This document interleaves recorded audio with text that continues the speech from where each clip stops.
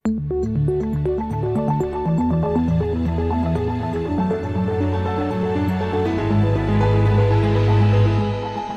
This Morning.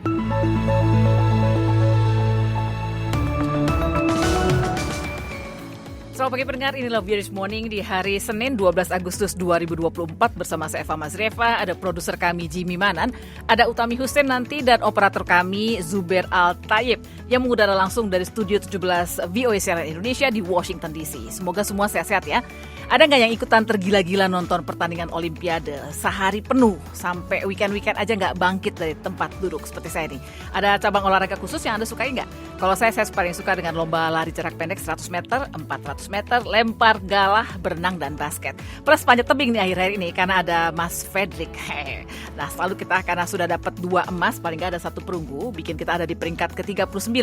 Peringkat paling atas masih Amerika, 40 emas, 44 perak, dan 42 perunggu. Tapi yang luar biasa, di luar perhitungan ada Jepang yang merayap di posisi ketiga dengan 20 emas. Dahsyat sekali. Ada banyak laporan sudah kami siapkan untuk Anda pagi ini, termasuk soal kemana anak muda Amerika akan memberikan suara dalam Pilpres nanti. Alasan mengapa kaum muda agak ragu untuk ikut serta dalam pemilu ini terkait langsung dengan rasa frustrasi mereka terhadap cara kerja pemerintahan kita saat ini.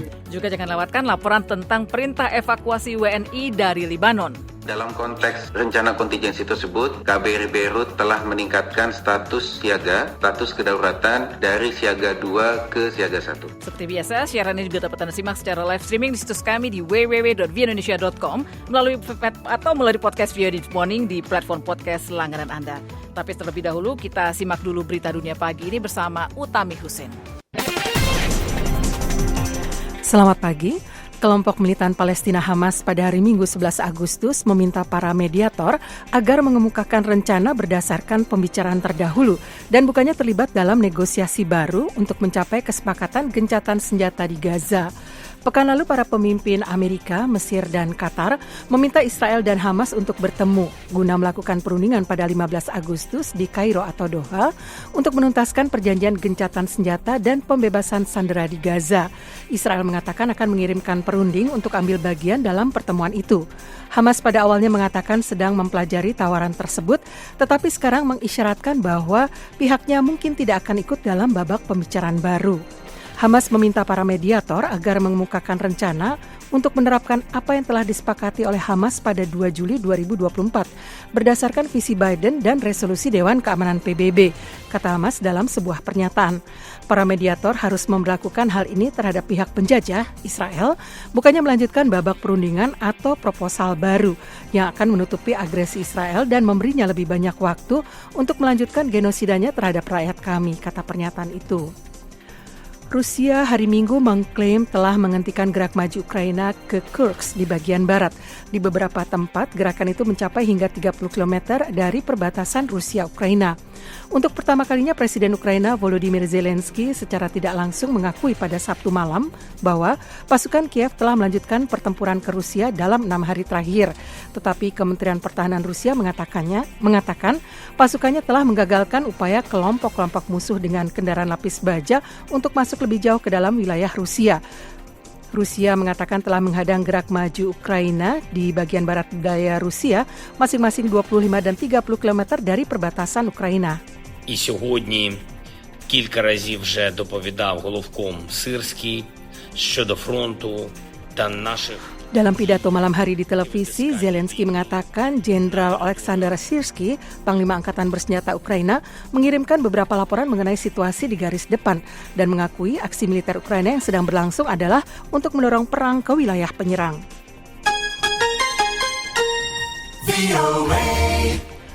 Pasukan elit Garda Revolusi Iran mengadakan latihan militer di bagian barat negara itu yang akan berlangsung hingga Selasa, kata kantor berita resmi Iran, IRNA, hari Minggu.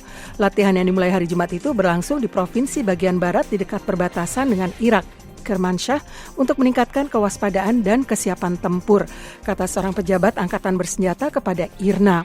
Latihan itu berlangsung sementara Iran bertekad akan melakukan pembalasan terhadap Israel setelah pembunuhan pemimpin Hamas Ismail Haniyeh pada 31 Juli di Teheran. Iran dan kelompok Islamis Palestina Hamas menuduh Israel melakukan pembunuhan terhadap Haniyeh pada 31 Juli.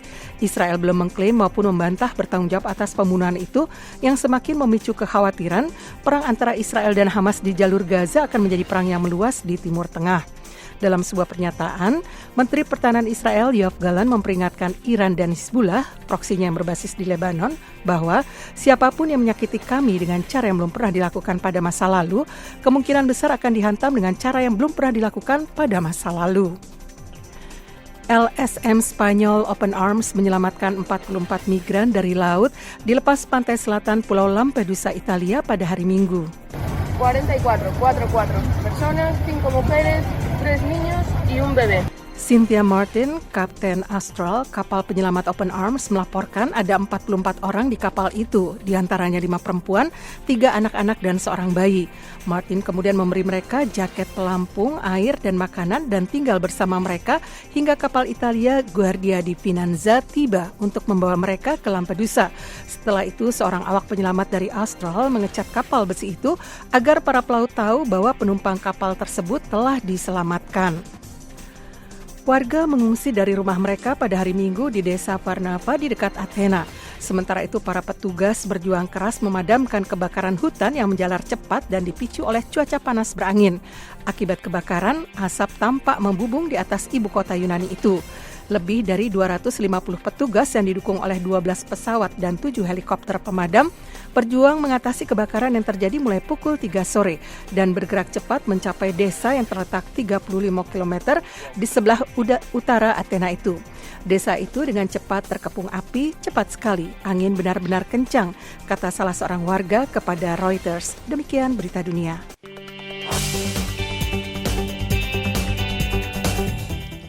Pendengar, akankah suara kaum muda diberikan kepada Kamala Harris atau Donald Trump untuk menjabat sebagai Presiden Amerika? Para tokoh dari kedua pihak melihat besarnya antusiasme dan dukungan pemilih, khususnya di kalangan pemilih pemuda.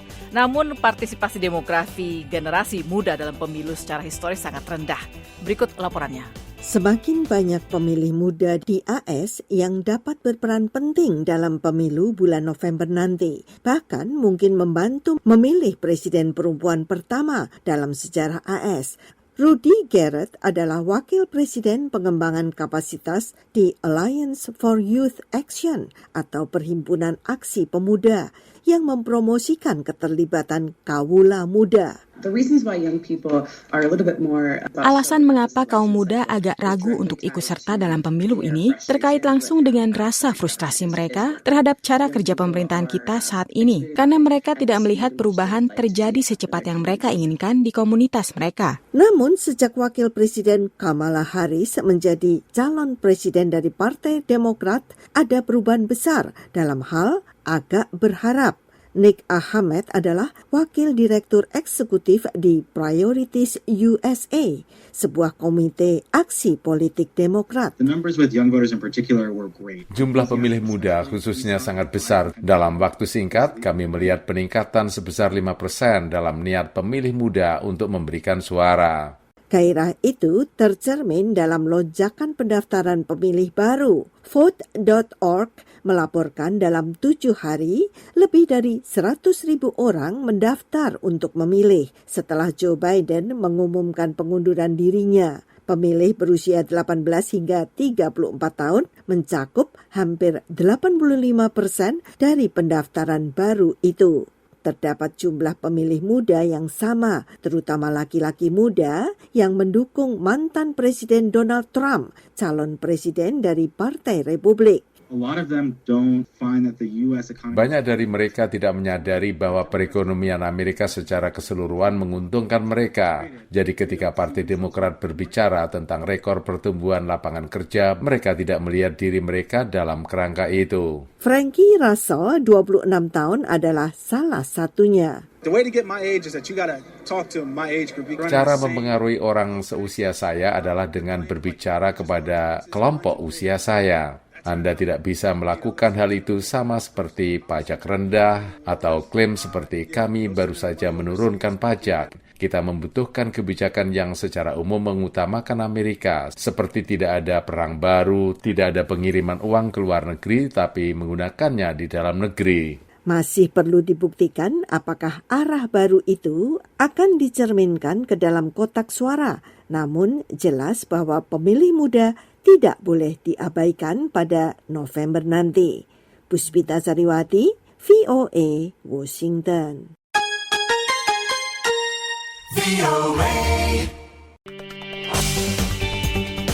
Dan pendengar, kini saya ajak Anda menemui Rifan Wiastono yang secara khusus datang ke Philadelphia, Pennsylvania kemarin untuk meliput kasus pembunuhan seorang warga negara Indonesia. Silakan Rifan.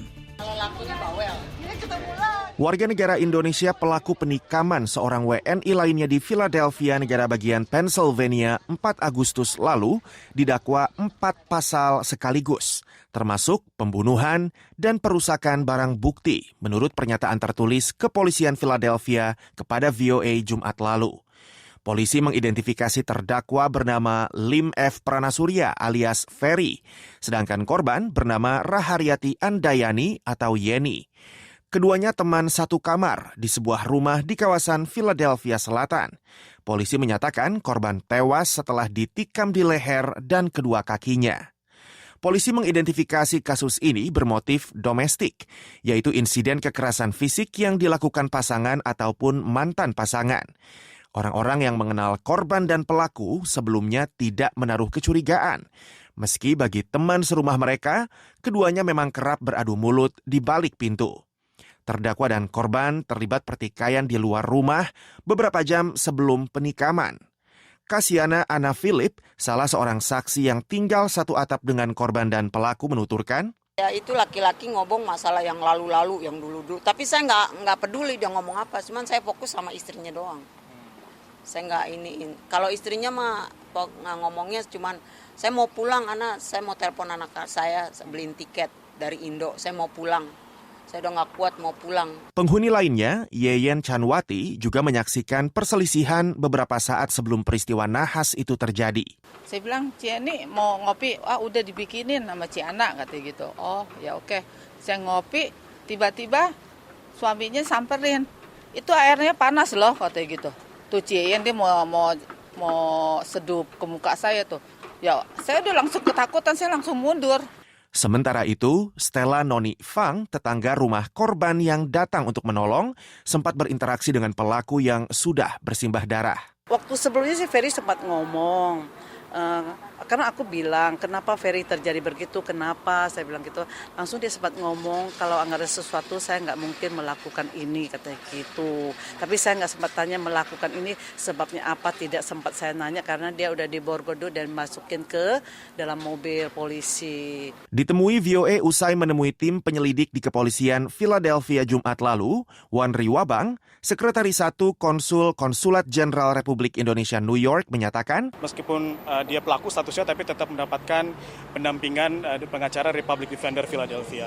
Jadi hak konsulernya berupa pendampingan dari kuasa hukum juga sudah ada. Gitu. Sidang perdana dijadwalkan pada 20 Agustus mendatang.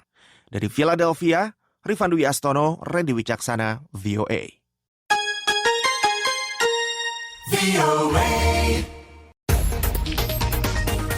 Pendengar, Anda pasti tahu kondisi di Timur Tengah yang terus memanas. Nah, pemerintah Indonesia baru-baru ini mengeluarkan perintah agar seluruh warga negara Indonesia di Lebanon segera keluar dari Lebanon dan menyerukan agar mereka yang berencana datang ke sana untuk membatalkan atau menangguhkan niatnya. Kita simak laporan Fatia Wardah. Serangan drone yang menewaskan Kepala Biro Politik Hamas Ismail Haniyeh di ibu kota Teheran pada 31 Juli lalu dan serangan serupa sehari sebelumnya di Beirut yang menewaskan Komandan Hizbullah Fuad Syukur telah memicu ketegangan baru di Timur Tengah. Hamas, Hizbullah dan Iran menuding Israel berada di balik serangan-serangan itu. Israel sejauh ini baru menyebut serangan terhadap Fuad Syukur dan belum memberikan indikasi keterlibatan mereka dalam serangan terhadap Ismail Haniyeh. Tetapi hal ini tidak menyurutkan Hamas, Hizbullah dan Iran, bahkan kelompok militan Houthi di Yaman untuk menyampaikan ancaman serangan balasan. Suasana di kawasan itu pun memburuk di tengah perang Israel-Hamas yang sudah memasuki bulan ke-10 dan tidak menunjukkan tanda-tanda berakhir. Untuk itu KBRI Beirut dan kantor-kantor perwakilan diplomatik Indonesia di Timur Tengah telah menyusun rencana kontingensi untuk mengantisipasi jika terjadi peningkatan konflik yang membahayakan warga negara Indonesia.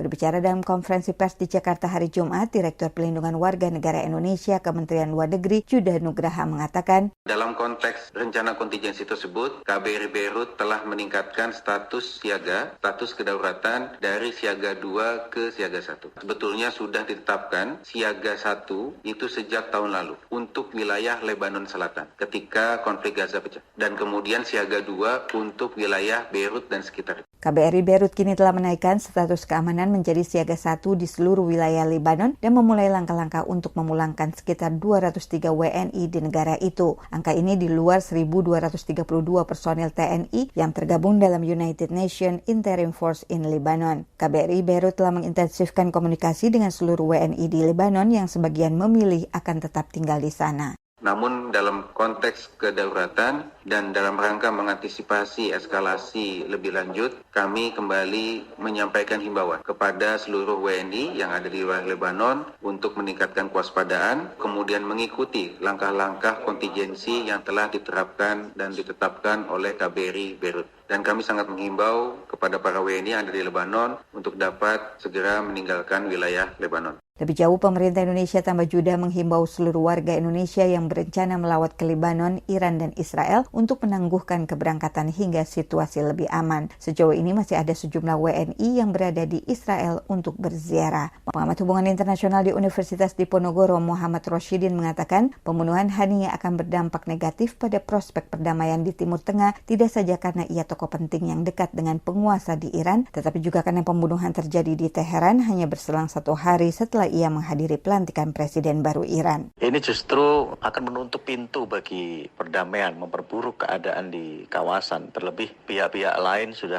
terlibat, sehingga membuat konflik ini menjadi tidak hanya bereskalasi, tetapi multifront. Dari Jakarta, Fathia Wardah melaporkan untuk VOA Washington.